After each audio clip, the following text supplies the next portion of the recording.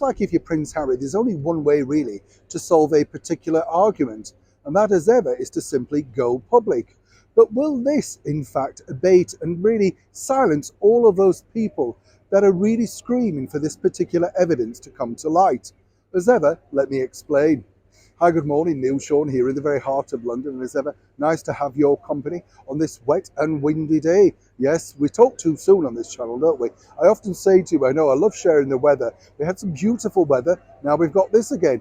April showers, yes, that's what it's called, isn't it? Let's have a wave today, whatever you're doing. Do take care of yourselves. Genuinely mean that. Back as ever, though, to your breaking royal story of the day. Fascinating this because on a more serious note, as we've seen with Prince Harry and Meghan Markle, they have their versions of the truth. And then, of course, there is the real truth. And that's always been the bigger problem throughout this crisis. And it is a royal crisis when you think about it, because Harry and Meghan seemingly do not have a relationship with reality. And the bottom line is this, as we've now seen, Prince Harry openly talked about his very, shall we say, strange past regarding certain drugs. Most famously now on that sit-down pay per show deal that he did with the psychiatrist, I think he was, some kind of doctor, where he talked openly about using certain recreational drugs. He also spoke about it numerous times in his book. Of course, his argument to that fact is that he's just been open and honest, of which an autobiography should be. More importantly, when you've spent or been given so much money by a publisher like Penguin Random House, you certainly have to come up with chop value stuff, and he certainly did with that. But what's interesting here is obviously that's had repercussions against his visa. Did he put these particular declarations down on the visa paper?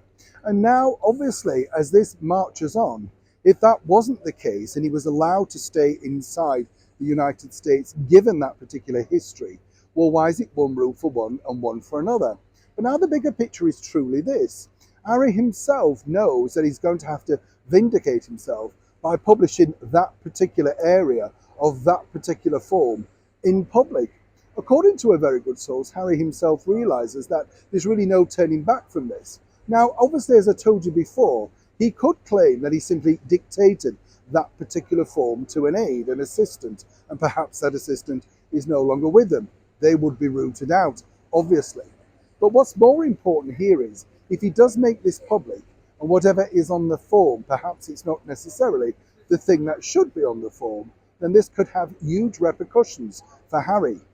If, of course, the officials over there in the United States decide to be rather lenient, this opens once again a huge can of worms for other people who may also have a very similar situation.